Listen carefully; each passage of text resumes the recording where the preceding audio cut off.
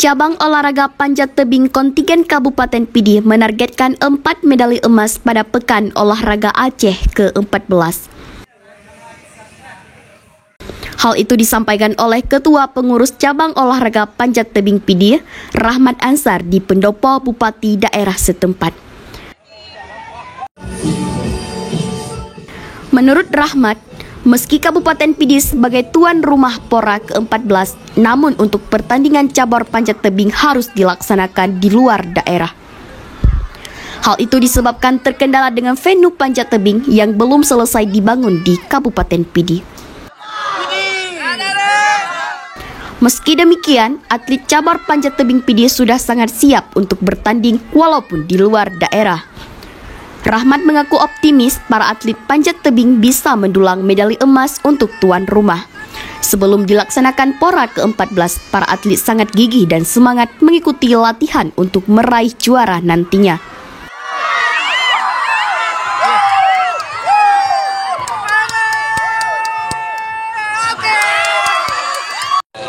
Harapan idealnya sebenarnya karena kita tuan rumah Pora, harusnya venue pertandingan pun dilaksanakan di daerah setempat di Kabupaten Pidi.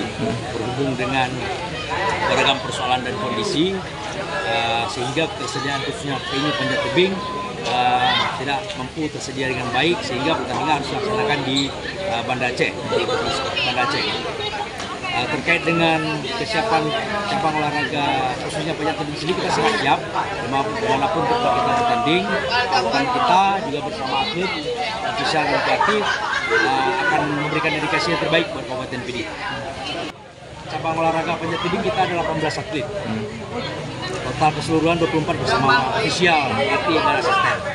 Untuk atlet sendiri 18 orang. Masalah untuk Pora kali ini kita targetkan 4 medali emas.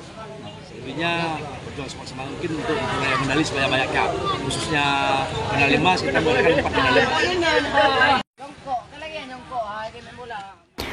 Di sisi lain, para atlet panjat tebing Pidi juga sangat berpotensi bisa mendulang medali emas, mengingat pada kejuaraan Pekan Olahraga Mahasiswa Daerah atau POMDA Aceh kemarin sukses meraih medali.